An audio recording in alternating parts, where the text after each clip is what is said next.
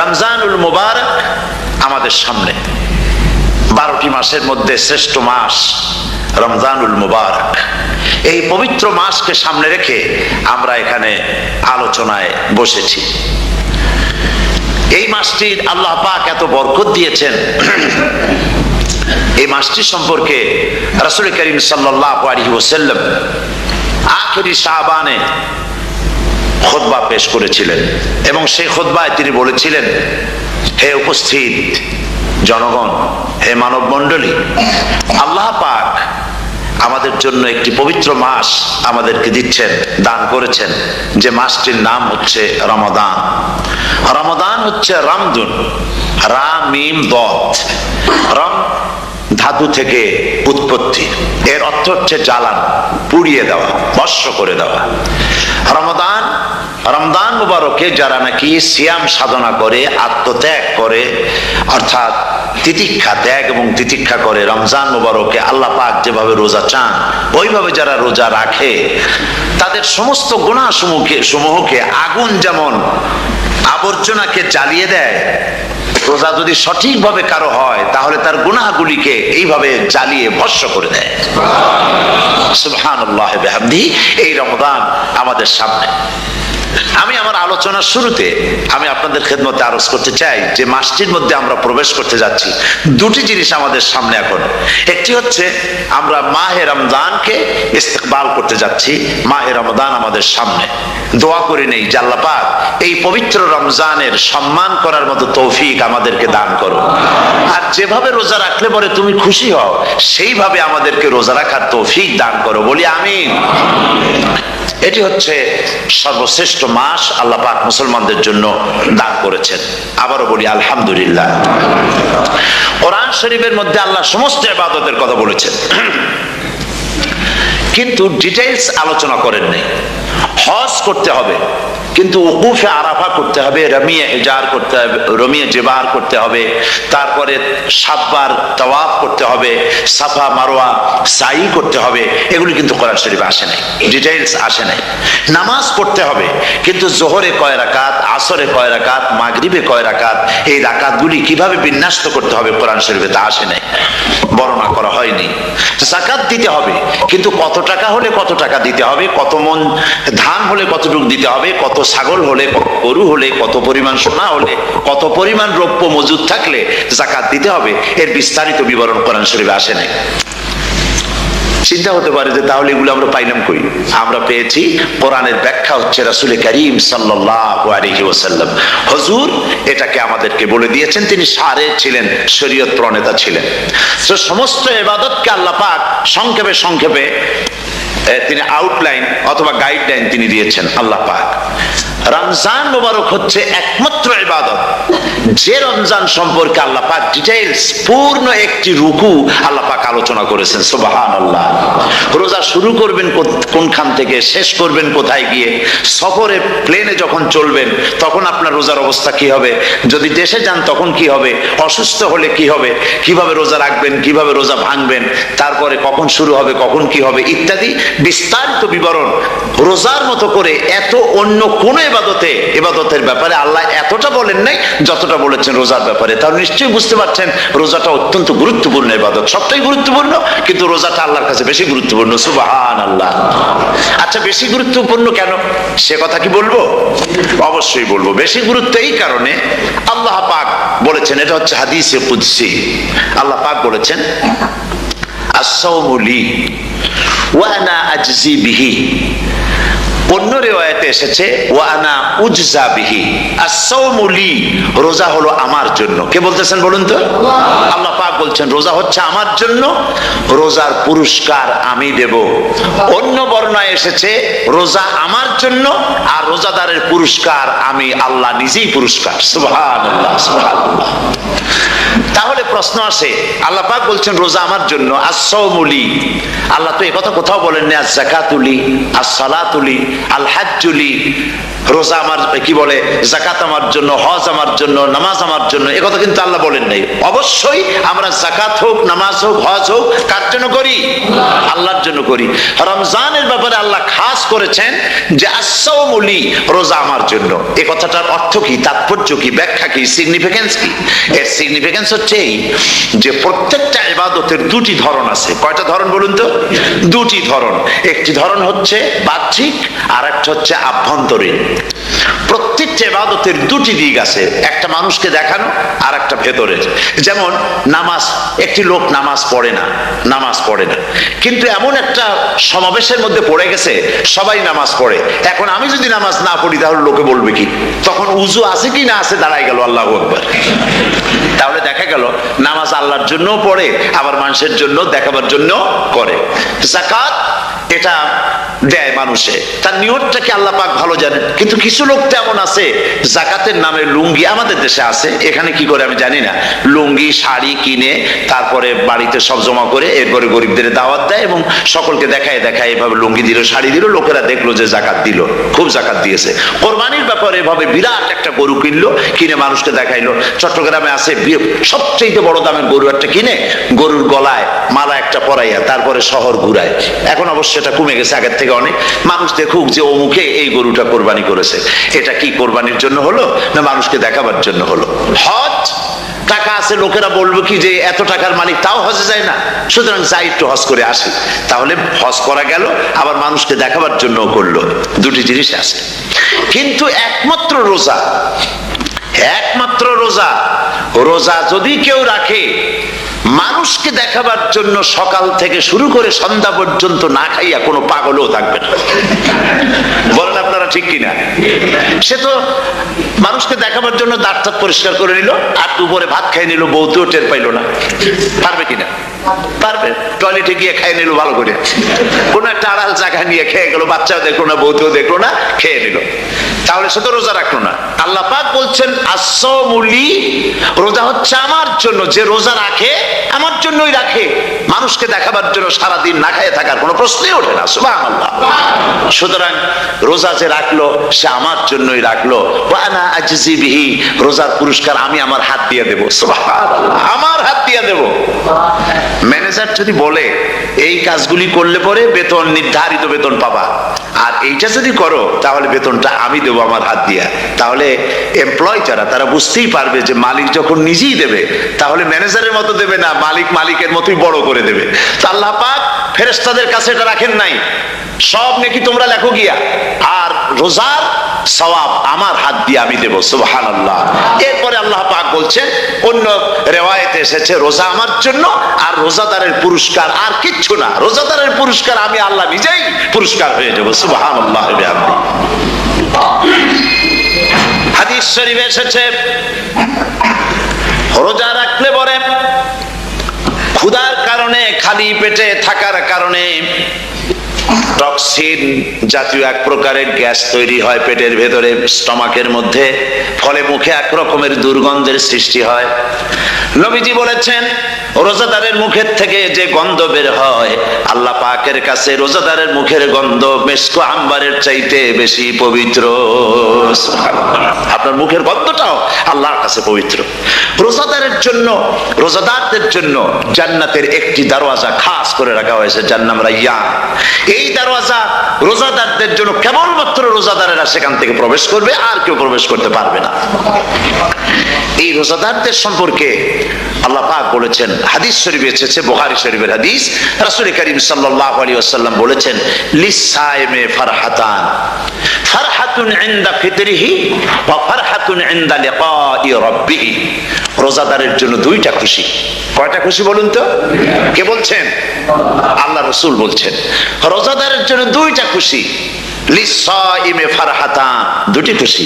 ফারহাতুন ইনদা ফিতরিহি, একটা খুশি হচ্ছে ইফতারের সময়। এই ফিতরিহি দুটি কথা, এই একটি কথার দুটি ব্যাখ্যা হয়। একটা হচ্ছে ইফতারের সময়, ইফতারের কথা বলা হয়েছে, আর ঈদের কথাও এর মধ্যে বলা হয়েছে। ইফতারের সময় হলে একটা খুশি, আর একটা খুশি হচ্ছে ইনদা লিকাই রাব্বিহি, যখন রোজাদারের সঙ্গে আল্লাহ পাক দেখা করবেন তখন হবে আরেকটা খুশি। তার মানে হচ্ছে রোজাদারদের সঙ্গে স্পেশাল আল্লাহ রাব্বুল আলামিন সাক্ষাৎকারের ব্যবস্থা করবেন। সুবহানাল্লাহ। তাহলে দুটি জিনিস হলো, একটা হলো ইফতারের জন্য দুটা, রোজাদারের জন্য দুটা খুশি, একটা হলো ইফতারের সময়, আর একটা হচ্ছে আল্লাহর সঙ্গে যখন দেখা করবে। তো ইফতারের যে খুশিটা, এই খুশি রোজাদার ছাড়া কেউ বুঝবে না। ইফতার সারাদিন রোজা রাখার পর সামনে পেঁয়াজি, বেগুনি, সালাদ, তরমুজ, মিষ্টি, তারপরে আম্বালা সুইট মিটের নানান রকমের মিষ্টি, এরপরে মুড়ি, কত কিছু সব সামনে নিয়ে বসে আছে। দেখছেন অবস্থা? সমস্ত কিছু সামনে বসা, ঘড়ির দিকে তাকানো। আপনি যদি 5 মিনিট আগে খান, ফেরেশতা এসে মুখের উপর থাপ্পড় মারবে, বেটা খাইলি কেন? বলবে কেউ? বলবে না। কোন ফেরেশতা লাঠি নিয়ে দাঁড়ায় আছে? দাঁড়ায় নাই। কিন্তু আপনি খাচ্ছেন না কেন? সুবহানাল্লাহ, সুবহানাল্লাহ বলবেন না? অন্তত 1500 বছর আগে আল্লাহ রাব্বুল আলামিন নির্দেশ করে রেখেছেন, সূর্য সাদা হওয়া থেকে, পূর্ব দিগন্ত সাদা হওয়া থেকে শুরু করে পশ্চিম দিগন্তে যখন কালো হয়ে কালো রেখা দেখা দেবে, যখন মাগরিব হয়ে যাবে, সূর্যাস্ত যাবে, ততক্ষণ পানাহার আর স্ত্রী সম্ভোগ থেকে বিরত থাকো। 1500 বছর আগের আল্লাহ রাব্বুল আলামিনের এই নোটিশ কিভাবে কার্যকরী হচ্ছে উম্মতের মধ্যে, মুসলমানদের ভেতরে। খাবার সামনে আছে, পিপাসা লেগেছে।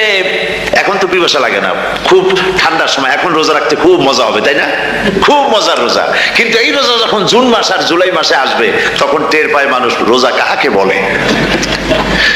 প্রচন্ড পিপাসা, সামনে সব খাবার পড়ে আছে, একটা খাবারের দিকে রোজাদারের হাত যায় না, ঘড়ির দিকে তাকায় আর চুপ করে বসে বসে আল্লাহর জিকির করতে থাকে। আল্লাহ কয়, ফেরেশতারা দেখ, এই বান্দা বানাইতে নিষেধ করছিলি। সুবহানাল্লাহ। আল্লাহ খুশি হয়ে যায়। রোজাদার অপেক্ষা করতে থাকে, ঠিক যখন কাটায় কাটায় সময়টা এসে গেছে, তখন আল্লাহর নাম করে খুরমা দিয়ে, পানি দিয়ে ইফতার শুরু করে দিল। আল্লাহ পাক খুশি হয়ে গেলেন। এই যে ইফতার, সারাদিন রোজা রাখা ইফতার করায় যে মজা, রোজা রাখলো না এরকম লোকেরাও কিন্তু ইফতার করে, করে না? পুরান ঢাকায় আছে, ঢাকা তো কয়েকটা এলাকা আছে, পুরান ঢাকার লোকেরা নাকি বলে যে, যারা রোজা রাখে না তারা বলে যে, রোজা না রাখে একরকম পাপ করছি, আর ইফতার না করে কবিরা গুনাহ করবো নাকি? ইফতার তো করাই লাগবে। তো খুব মজা করে ইফতার করে তারা। তো সারাদিন রোজা রেখে পেঁয়াজি, ছোলা, বুট, মুড়ি খাওয়ায় যে মজা, সারাদিন ভাত খাইয়া তারপরে ইফতারের শরীক হওয়া, ছাগলে ঘাস খাইলে যেমন লাগে ওইরকম তার মুখে লাগে, এই মজা পাবে না। রোজাদারের যে মজা লাগে সেই মজা সে পাবে না। সারা মাস রোজা থাকার পর, আল্লাহর হুকুম মেনে সারা রাত রোজা রাখার পর, তারপরে ঈদের দিনে জামা কাপড় পরিষ্কার করে, শেরওয়ানি গায়ে লাগাইয়া, পাঞ্জাবি পরে, আতর মেখে, এরপরে ঈদের জামাতে যখন দাঁড়ায় যায়, সে যে মজা পায়, সারা মাস রোজা রেখে ঈদের জামাতে গিয়ে সে যে মজা পায়, যে রোজা রাখলো না, ঈদের দিনে খুব জামা, পাজামা, সেন্ট এগুলো মেখে টেকে প্রথম কাতারে গিয়ে দাঁড়ায় গেছে, ও সেই মজা পাবে না। ওর মনের মধ্যে একটা চোর চোর ভাব থেকেই যায়। সে মনে মনে ভাবে, এই জামাত আমার না, জোর করে আসছি, এখানে দাঁড়াবার যোগ্যতা আমার নাই। মনের মধ্যে সে একটা অপরাধী ফিল করে, সে ফিল করতে থাকে। সুতরাং রোজাদারের জন্য দুইটা খুশি, একটা হচ্ছে ইফতারের সময়, আর একটা খুশি হবে যখন আল্লাহ তাদেরকে দেখা দেবেন। সুবহানাল্লাহ। এই রোজা আল্লাহ পাক দান করেছেন। আচ্ছা, কি জন্য রোজা আমাদের দিলেন? এই জন্য দিয়েছেন যে একটা মাস পৃথিবীর মুসলমানরা না খেয়ে থাকুক দিনের বেলায়, ওই না খেয়ে থাকার যে খাবারগুলি বাঁচবে, এগুলি আল্লাহ অন্য কোন এলাকার মানুষদের খাওয়াবেন নাকি? এই জন্য করেছেন রোজা, এই জন্য করেন নাই। রোজার ফজিলত আল্লাহর নবী বলেছেন, রমজান মুবারকের এত ফজিলত, মানুষ যখন কোন ইবাদত করে, আল্লাহ পাক সেই ইবাদতের নেক আমলের সওয়াব 10 থেকে শুরু করে 700 পর্যন্ত বাড়ায় দেন। 10 থেকে শুরু করে 700 বাড়ায় দেন, ইল্লা সাওম, রোজা ছাড়া। নবীজি বলেছেন, রমজান মুবারকে কেউ যদি একটি নফল কাজ আদায় করে, একটি নফল ইবাদত করে, অন্য মাসের একটি ফরজ আদায় করার সওয়াব আল্লাহ পাক নামায় আমলে দিয়ে দিবেন। রমজান মুবারকে কেউ যদি একটি ফরজ আদায় করে অন্য মাসের 70টি ফরজ আদায় করার মতো সওয়াব আমলনামায় আল্লাহ দিয়ে দিবেন। সুবহানাল্লাহ। এই মাস আমাদের সামনে। আল্লাহু আকবার বলি, আল্লাহু আকবার বলি, আলহামদুলিল্লাহ। এই পবিত্র মাস আমাদের সামনে। এই মাসে এত সওয়াব, নফল হয় ফরজের মতো, আর ফরজ হয় 70টা ফরজের মতো। এত সওয়াব কেন হইল? আমরা না খেয়ে থাকি সেই জন্য নাকি? বলতে পারেন কেন হলো? একটি কারণ, শাহরু রমাদান আল্লাযী উনজিলা ফীহিল কুরআন। সুবহানাল্লাহ বলবেন না? এই রমজান মাস হচ্ছে সেই মাস যে মাসে আল্লাহ রাব্বুল আলামিন কোরআনে কারীমকে নাজিল করেছেন। এই মাসের মধ্যে একটি রাত আছে, খায়রুম মিন আলফি শাহর, যে রাতটি 1000 মাসের চাইতে বেশি গুরুত্বপূর্ণ আল্লাহর কাছে। সুবহানাল্লাহ। একটি রাত 1000 মাসের চাইতে গুরুত্বপূর্ণ। 1000 মাস ক্যালকুলেটর দিয়ে হিসাব করলে দেখা যায় যে 1000 মাসে 83 বছর 4 মাস হয়। তাহলে তার অর্থ কি এই যে একটানা 83 বছর 4 মাস ইবাদত করলে যে সওয়াব হবে, এই রাত্রে ইবাদত করলে সেই সওয়াব হবে? হতে পারে, এরকম হতে পারে, কিন্তু ব্যাখ্যাটা কি? ব্যাখ্যাটা হচ্ছে আরবিতে আলফুন শব্দ দিয়ে 1000 বোঝানো হয় না। আরবিতে যখন আলফুন বলা হয় তাহলে বোঝা যায় সংখ্যাধিক্য, বিপুল সংখ্যা, হাজার হাজার হাজার হাজার, থাউজেন্ডস এন্ড থাউজেন্ডস। এইটাকে বোঝানোর জন্য আরবিতে ব্যবহার করা হয় আলফুন, হাজার হাজার। তাহলে আল্লাহ কি বোঝাতে চাচ্ছেন? আল্লাহ রাব্বুল আলামিন তিনি আয়াত দ্বারা বোঝাতে চান, এর ব্যাখ্যা হচ্ছে এই পৃথিবীর মানবতার কল্যাণের জন্য, এই পৃথিবীর মানুষের ভালাইয়ের জন্য, মঙ্গলের জন্য হাজার হাজার মাস ধরে এই পৃথিবীর মানুষের যে কল্যাণ হয় নাই, এই রমজান মোবারকে একটা রাত আছে যেই রাতে আল্লাহ রাব্বুল আলামিন মানবতার সেই কল্যাণ করেছেন। সেই কল্যাণ কি দিয়ে করেছেন? শাহরু রমাদান আল্লাযী উনজিলা ফীহিল কুরআন, কোরআন নাজিল করে পৃথিবীর মানুষকে সেই কল্যাণ আল্লাহ দিয়েছেন। সুবহানাল্লাহ। বন্ধুগণ, কোরআন, কোরআন কি নিয়ামত আমাদের কাছে! সেই নিয়ামতকে আমরা চিনলাম না, আমরা বুঝতে পারলাম না কত বড় নিয়ামত আল্লাহ আমাদের দান করেছেন। এই কোরআন যেন আপনি শুনতে পারেন, পড়তে পারেন, বুঝতে পারেন, সেই জন্য আল্লাহ রাব্বুল আলামিন শরীয়ত কি সুন্দর ব্যবস্থা করেছে। কোরআন শোনার জন্য রমজান মুবারকে তারাবিহের নামাজের ব্যবস্থা করা হয়েছে। সুবহানাল্লাহ, সুবহানাল্লাহ। যারা সব সময় পড়তে পারেন না, কোরআন তেলাওয়াত জানেন না, অথবা সারা বছরও এক খতম কোরআন শরীফ পড়া হয় না, শরীয়ত কি সুন্দর বিধান করলো যে আপনি যেন 30 পারা কোরআন শরীফ শুনতে পারেন। এই ব্যবস্থা তারাবিহের নামাজের মধ্যে শরীয়ত করে দিয়েছে। আলহামদুলিল্লাহ, আলহামদুলিল্লাহ। যাদের টাকা কড়ি আছে আমি তাদেরকে অনুরোধ করব, যদি পারেন তাহলে মেহেরবানি করে রমজান মুবারকে উমরা পালন করবেন। আমি উমরার নিয়ত করে এসেছি, ঢাকা থেকে উমরার নিয়ত করে এসেছি, আপনাদেরকে দেখে গেলাম। আর আমি এখান থেকে ডাইরেক্ট মদিনা মুনাওয়ারায় চলে যাব ইনশাআল্লাহ। লাইলাতুল কদর পর্যন্ত হারামাইনুশ শরীফাইনে কাটাতে চাই, নিয়ত করেছি। আপনারা দোয়া করুন আল্লাহ যেন কবুল করেন। কি মজা যখন আপনি হারামাইনুশ শরীফাইনে যখন তেলাওয়াত শুনবেন, আপনার কাছে মনে হবে যেন কোরআন শরীফ নাজিল হতেছে। সুবহানাল্লাহ। সেখানে তো নামাজের পরে হাত তুলে মোনাজাত করা হয় না, শুধুমাত্র রমজান মুবারকে বেতেরের নামাজের মধ্যে ইমাম সাহেব হাত তুলে মোনাজাত করেন। গত বছর রমজান মুবারকের লাইলাতুল কদরে আমি ছিলাম, গত কয়েক বছর ধরে আল্লাহ যাওয়ার তৌফিক দিয়েছেন দয়া করে। সেখানে লাইলাতুল কদরে পত্রিকাগুলি লিখেছে 30 লাখের উপরে লোক ছিল মক্কা শরীফের, হারাম শরীফে 30 লাখের উপরে। যখন তেলাওয়াত হচ্ছে, মোনাজাত করতেছেন ইমাম সাহেব কাঁপতেছেন, মোনাজাত করতেছেন, কাঁদতেছেন, আর গোটা হারাম জুড়ে কান্নার রোল পড়ে গিয়েছে। কিভাবে কাঁদতেছে! সারাদিন মানুষ রোজা রেখে তারপরে ইফতার করতে যখন বসে, আমি সেই জান্নাতের কথা কেমনে আপনাদের বুঝাবো? রসগোল্লা কেমন লাগে বক্তৃতা দিয়ে 6 ঘন্টা বক্তৃতা দিয়েও বোঝানো যাবে না। যদি মুখের মধ্যে ঢুকাইতে পারি তাহলে বুঝবেন যে মজাটা কি। এটা তো আমি বুঝাইতে পারবো না কি মজাটা লাগে। সারাদিন রোজা রাখার পর সমস্ত লক্ষ লক্ষ মুসল্লিরা বসে আছে মক্কা শরীফে, কাবা শরীফ সামনে, এখানে বসে আছে। রোজাদারের সামনে আছে জামজামের পানি আর মদিনা মুনাওয়ারার খুরমা। আল্লাহর ঘর সামনে, জান্নাতের থেকে আর কাকে বলে, সুবহানাল্লাহ। আর মসজিদে নববীর ভিতরে মদিনার আকর্ষণ কাশাস আলাদা। মদিনা শরীফের আপনাকে যদি পাইয়া যায় কোন আরব, কোন মাদিনী, আপনারা ছাড়বি না, আদর করে পাশে বসাবে, তোমারে আমি এই জিনিস খাওয়াবো, এইটা দিয়ে ইফতার করাবো, আমার কাছ দিয়ে তুমি উঠতেই পারবে না, আপনাকে জোর করে বসাই দিবে। মসজিদে নববীতে রিয়াদুল জান্নাহ রাসূল করিম সাল্লাল্লাহু আলাইহি ওয়াসাল্লামের কবর শরীফের কাছে বসে আপনি ইফতার করতেছেন, কত বড় নসিব। সেই জন্য আমি বলি, হলিডে করার জন্য আমেরিকা, সিঙ্গাপুর, হাবিজাবি এই সমস্ত ঘুরে কোনো লাভ নাই। হলিডে করতে চান, রমজান মুবারকে চলে যান হারামাইনুশ শরীফাইন, মদিনা আল মুনাওয়ারা, মক্কা আল মুকাররমা, খুব কপাল খুলে যাবে, জিন্দেগীর সমস্ত গুনাহ খাতা আল্লাহ পাক maaf করে দিবেন। রাসূল করিম সাল্লাল্লাহু আলাইহি ওয়াসাল্লাম বলেছেন, রমজান মুবারকে যে উমরা করলো সেজন্য হজ আদায় করলো, সুবহানাল্লাহ। অন্য রিওয়ায়াতে এসেছে, যে ব্যক্তি রমজান মুবারকে উমরা করলো সেজন্য আমার সাথে হজ আদায় করলো, সুবহানাল্লাহ। তো বলতেছিলাম যে কোরআনে কারীম হচ্ছে একটি বিরাট নিয়ামত, এই নিয়ামত শোনানো হয় রমজান মুবারকে। আমি এবার এসে খুব খুশি হলাম একথা শুনে যে ইস্ট লন্ডন মসজিদ তারা একটা ব্যবস্থা করেছে, সুন্দর একটা রেডিও তারা আবিষ্কার করেছে, না কি করছেন আপনারা, ট্রান্সমিটার তৈরি করেছেন। ওনারা ওখানে রেডিও বিক্রি করেন, আপনারা বহুটা খরচ করেছেন, তারা হাজার হাজার পাউন্ড খরচ করে টাওয়ার বানিয়েছেন এবং একটা ফ্রিকোয়েন্সি তারা নিজেরা নিয়েছেন, আর রেডিওগুলি 125 পাউন্ড করে ওনারা দিচ্ছেন খরচ হিসেবে। এটা যারা নিয়ে যায় ঘরের মধ্যে বসে তারাবিহের তেলাওয়াত তারা শুনতে পাবেন।